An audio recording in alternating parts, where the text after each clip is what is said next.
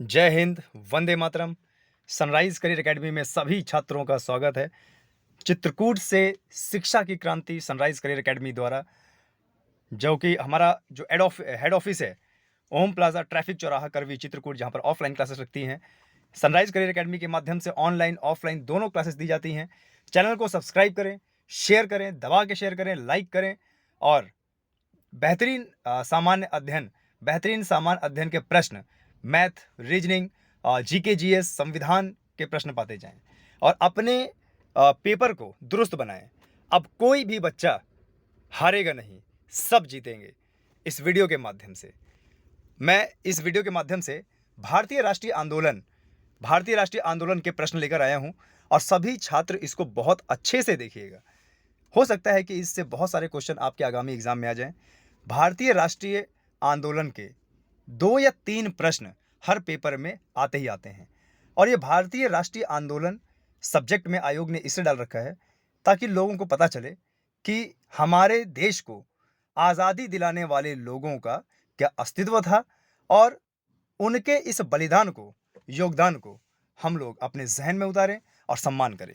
चलिए बिना समय गवाए बढ़ते हैं आगे। भारतीय राष्ट्रीय आंदोलन के प्रश्न, ये प्रश्नोत्तरी है, भारतीय राष्ट्रीय आंदोलन की प्रश्नोत्तरी है और इस सीरीज में कुल 51 प्रश्न उत्तर हैं, जो अति महत्वपूर्ण है, आपके एग्जाम में आ सकता है। तो चलिए आगे बढ़ते हैं। सबसे पहला प्रश्न है, 1885 में इंडियन नेशनल कांग्रेस की स्थापना किसकी पहल पर की गई थी? 1885 में जो इंडियन नेशनल कांग्रेस, जिसको आईएनसी भी बोलते हैं, इंडियन नेशनल कांग्रेस की जो स्थापना है वो की गई थी ए.ओ. ह्यूम द्वारा। किसके द्वारा? ए.ओ. ह्यूम के द्वारा। कहाँ पे की गई थी? मुंबई में। और उस समय कितने लोग प्रेजेंट थे? 72 लोग, यानी 72 लोग ने मिलकर इंडियन नेशनल कांग्रेस की स्थापना की। अच्छा, आपको बता दें, ये इंडियन नेशनल कांग्रेस, पहले भी इसका नाम आईएनसी ही था, लेकिन कांग्रेस की जगह काउंसिल था, इंडियन नेशनल काउंसिल था। इंडियन नेशनल कांग्रेस यानी भारतीय राष्ट्रीय कांग्रेस का पहला नाम क्या था? इंडियन नेशनल काउंसिल, भारतीय राष्ट्रीय परिषद। ठीक है, तो ओके, अब आगे बढ़ते हैं। देखिए, महात्मा गांधी ने नहीं स्थापना किया था, ए.ओ. ह्यूम ने किया था। गोपाल कृष्ण गोखले महात्मा गांधी के राजनीतिक गुरु हैं थे। और जो ये बाल गंगाधर तिलक है ना, ये गरम दल के नेता थे। बोलते थे ना, बाल पाल, लाल बाल पाल, लाल बाल पाल में से लाल है लाला लाजपत राय, बाल गंगाधर तिलक और बिपिन चंद्र पाल, ये तीनों गरम दल के नेता थे और बहुत पूछा जाता है एग्जाम में। आगे बढ़ते हैं। भारतीय राष्ट्रीय कांग्रेस का प्रथम अधिवेशन कब और कहां हुआ? भारतीय राष्ट्रीय कांग्रेस का पहला जो अधिवेशन है वो हुआ है 28 दिसंबर 1885 मुंबई में। कहां पे हुआ है? 28 दिसंबर 1885 मुंबई में। ठीक है, भारतीय राष्ट्रीय आंदोलन के प्रश्न हैं और बहुत अच्छे से पढ़ना है। हर एग्जाम में भारतीय राष्ट्रीय आंदोलन के प्रश्न आते हैं। चलिए आगे बढ़ते हैं। कांग्रेस के प्रथम अधिवेशन की अध्यक्षता किसके द्वारा की गई थी? कांग्रेस के प्रथम अधिवेशन की अध्यक्षता किसके द्वारा? व्योमेश चंद्र बनर्जी।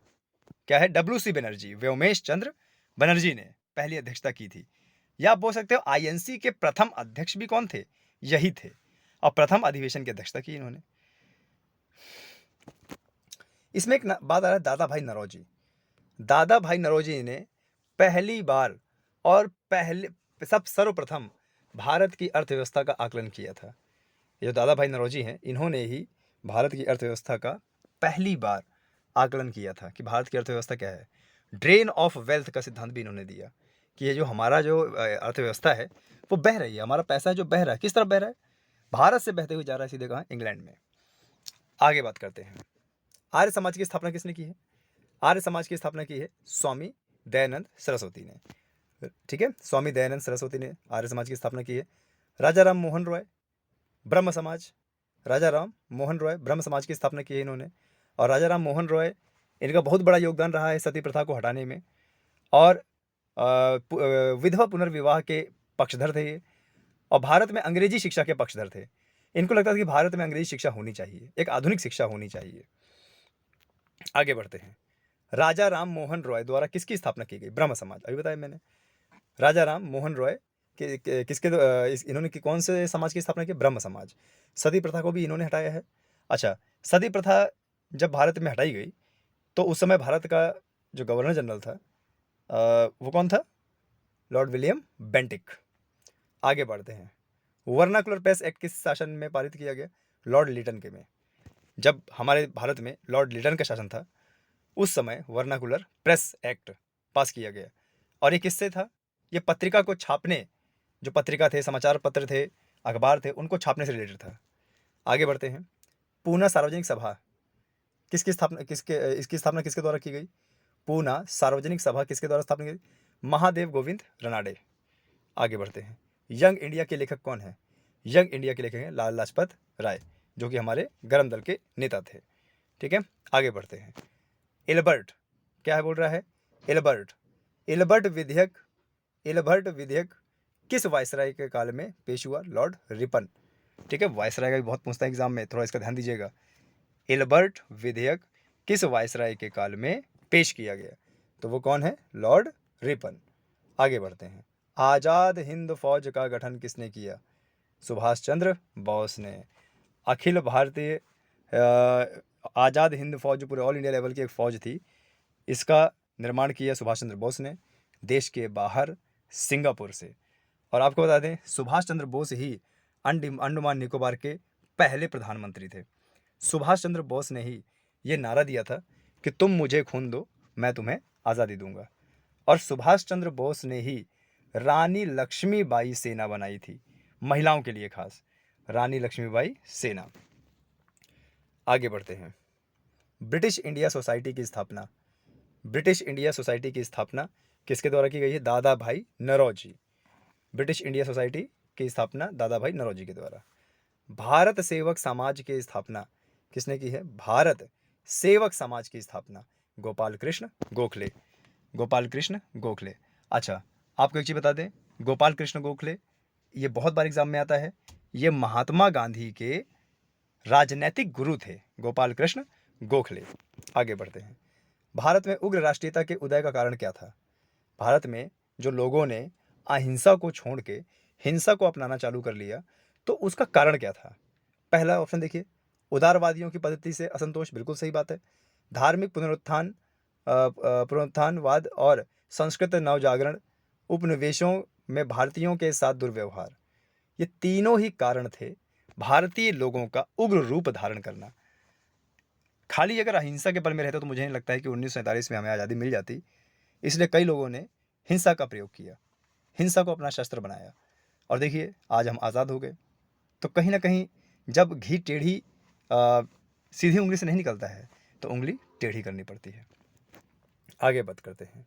1905 में बंगाल विभाजन के द्वारा किसके द्वारा किया गया था? Lord Curzon. ठीक है, कौन सा है ये? बंगाल विभाजन 1905 में।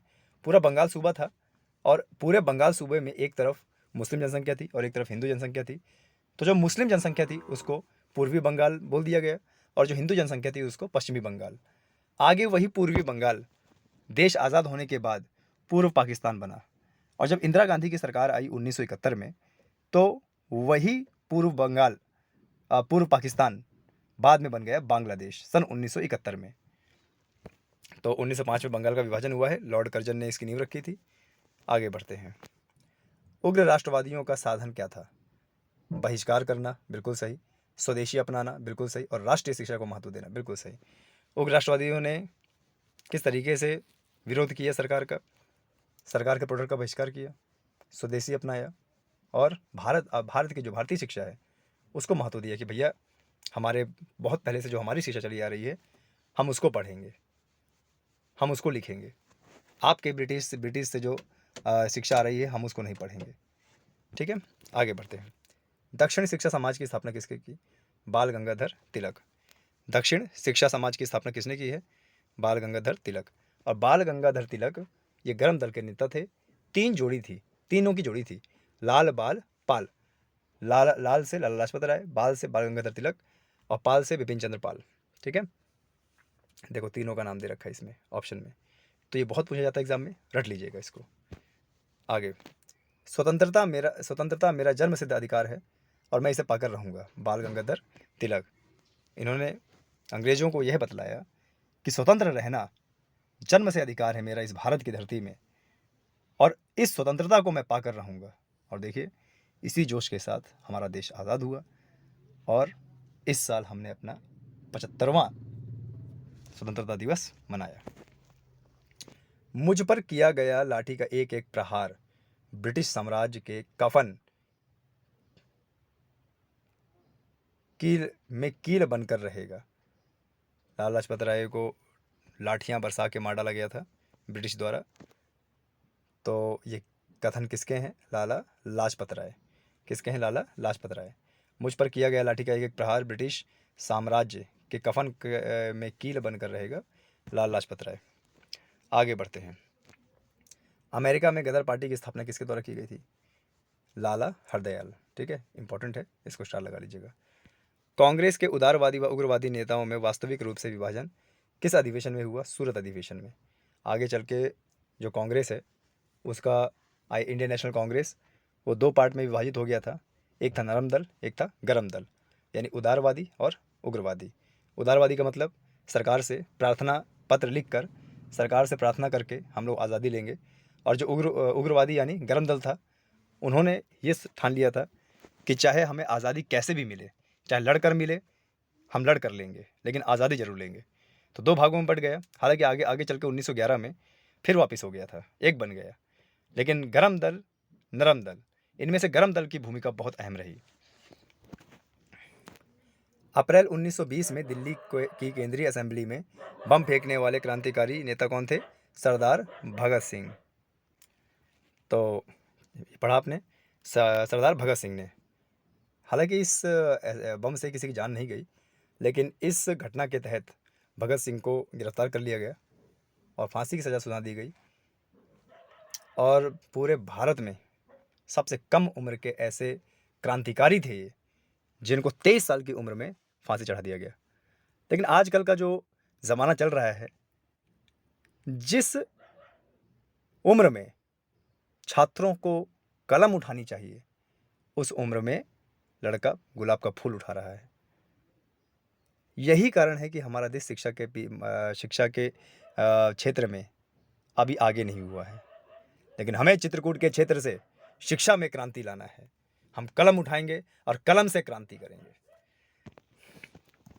आगे बढ़ते हैं। क्रांतिकारी आंदोलन को तत्कालिक असफलता का कारण क्या था? केंद्रीय संगठन का अभाव, बिल्कुल सही। ब्रिटिश सरकार की कठोर दमन नीति, बिल्कुल सही। उच्च मध्यम वर्ग की सहानुभूति का अभाव, ये भी था। यानी ऊपर के तीनों कारण थे क्रांतिकारी आंदोलन को तत्कालिक असफलता जो मिली। आगे 23वां क्वेश्चन। कांग्रेस के उदारवादी व उग्रवादी नेताओं में पुनः मेल कब हुआ? 1916। ओके, मैंने अभी 1911 बताया था, थोड़ा सा मिस्टेक हो गई है। 1911 नहीं था, 1916 था। ठीक है, थोड़ा सा मिस्टेक चाहूँगा, मैं क्षमा चाहूँगा। कांग्रेस के उदारवादी व उग्रवादी नेताओं में पुनः मेल कब हुआ? 1916 के लखनऊ अधिवेशन में। ठीक है, थोड़ा सा इंपॉर्टेंट है ये, क्योंकि एक बार अलग होते हैं फिर दोबारा मिलते हैं। लखनऊ समझौता, कांग्रेस लीग समझौता कब हुआ है? 1916 में। ठीक है, लखनऊ समझौता या इसको कांग्रेस लीग समझौता भी बोलते हैं, ये कब हुआ है? 1916 में। आगे बढ़ते हैं। भारत में होम रूल आंदोलन का नेतृत्व किसने किया? श्रीमती एनी बेसेंट और लोकमान्य तिलक ने। ठीक है, और आपको बता दें, लोकमान्य तिलक, इनको बोला जाता है कि ये महाराष्ट्र में इन्होंने गणपति महोत्सव की शुरुआत की थी। ठीक है, और एक चीज़ और, जैसे एनी बेसेंट का नाम आया है, तो एनी बेसेंट पहली महिला अध्यक्ष थी इंडियन नेशनल कांग्रेस की। अगला है रॉलेट एक्ट का उद्देश्य क्या था? रॉलेट एक्ट का उद्देश्य क्या था? इसका उद्देश्य था, इसके द्वारा सरकार बिना मुकदमा दायर करे किसी भी व्यक्ति को बंदी बना सकती है। ये एक ऐसा कानून था जिसको काला कानून के नाम से भी जाना जाता है, और इस कानून के तहत किसी भी भारतीय को कभी भी किसी भी अवस्था में उठाया जा सकता था बिना वारंट के, और जेल भेजा जा सकता था अनिश्चित काल के लिए, और उस पर कोई मुकदमा भी चलाया जा सकता था। इसके विरोध में हमारे दो नेता सैफुद्दीन किचलू और सत्यपाल ने विरोध किया। उनको सरकार ने जब्त कर लिया, जेल भेज दिया। उनको बाहर निकलवाने के लिए जलियांवाले बाग में एक सभा हुई, और उसी जलियांवाले बाग में जलियांवाला बाग नरसंहार हुआ, जिसमें गोलियां चलाने का आदेश जनरल ओ डायर ने दिया। आगे बढ़ते हैं। जलियांवाला बाग हत्याकांड कब हुआ? 13 अप्रैल 1919 को। ठीक है, आया समझ में? कम से कम 1600 से 2500 लोग इसमें मारे गए थे। सभी वर्ग के लोग मारे गए थे, सभी उम्र के लोग मारे गए थे। और ये उस समय देश का सबसे बड़ा नरसंहार था।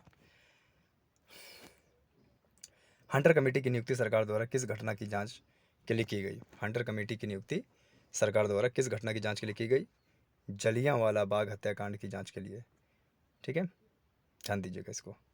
जब जलियांवाला बाग हत्याकांड हुआ था तो जिसका जनरल ओ डायर था, तो इसको ब्रिटिश के लोग बहुत शाबाशी दे रहे थे कि तुमने बहुत अच्छा काम किया, भारतीयों को मार के तुमने बहुत अच्छा काम किया है।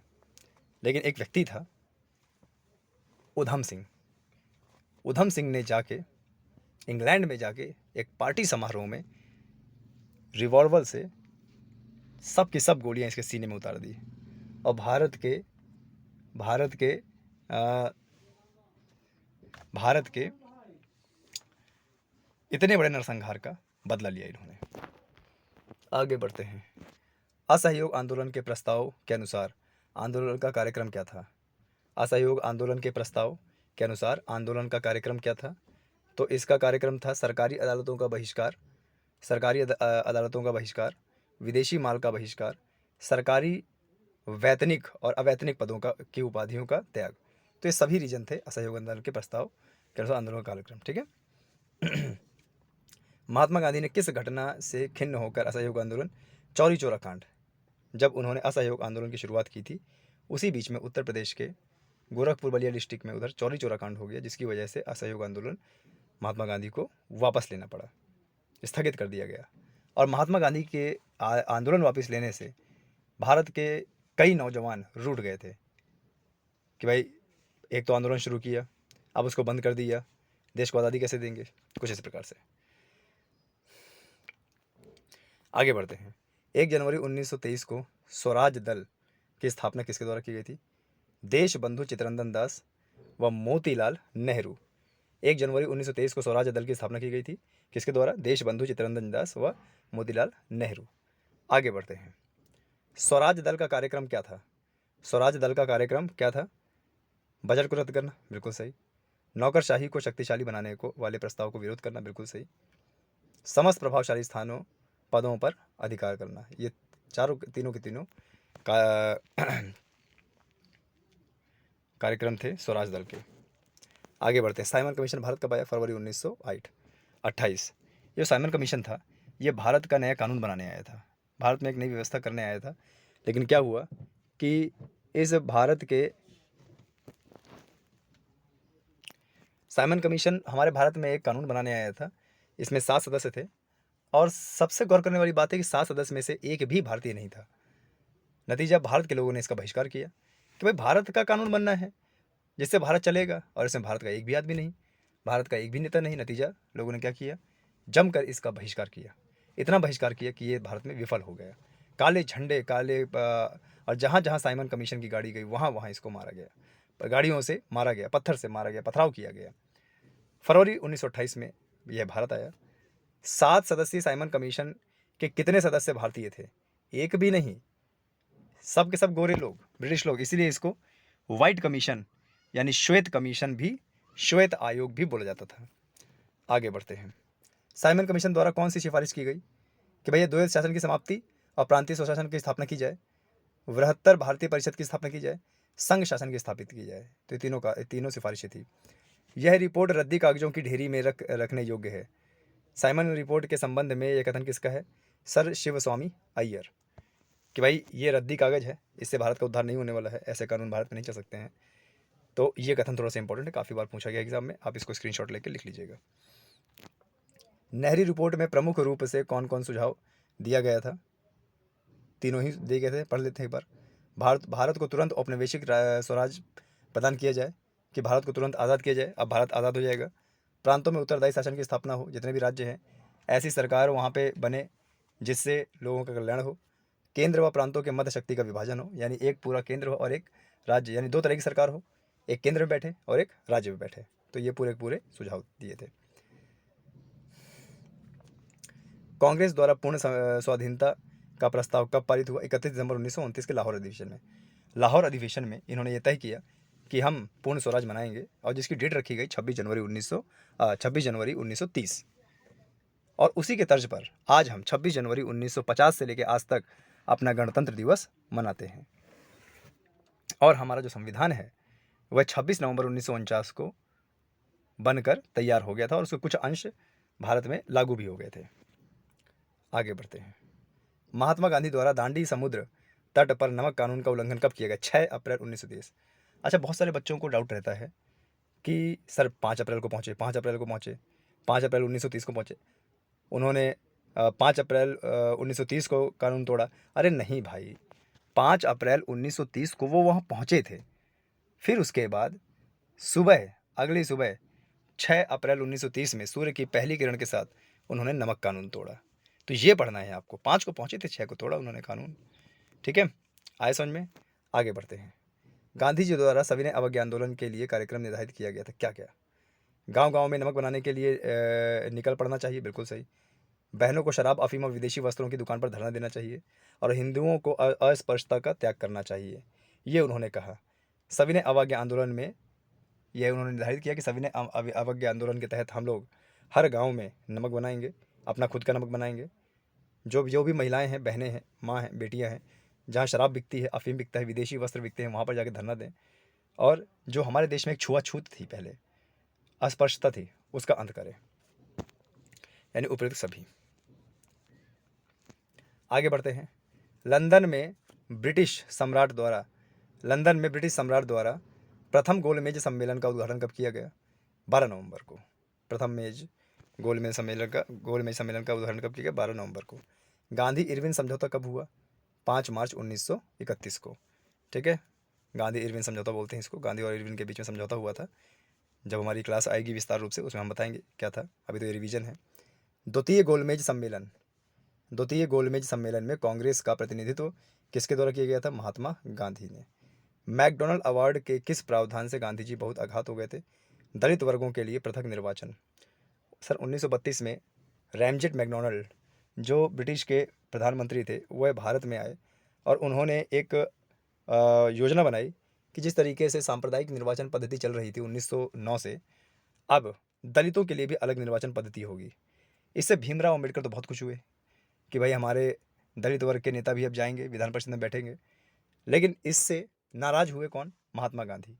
उनको लगा कि अगर हम दलितों के लिए अलग पृथक निर्वाचन पद्धति करते हैं तो हो सकता है आगे चल के कि कोई दलितों को हिंदू माने ही ना, कोई दलितों को भारतीय माने ही ना, और छुआछूत और ज़्यादा बढ़ जाए और ऊंचा नीचा का जो एक फासला है वो और ज़्यादा बढ़ जाए।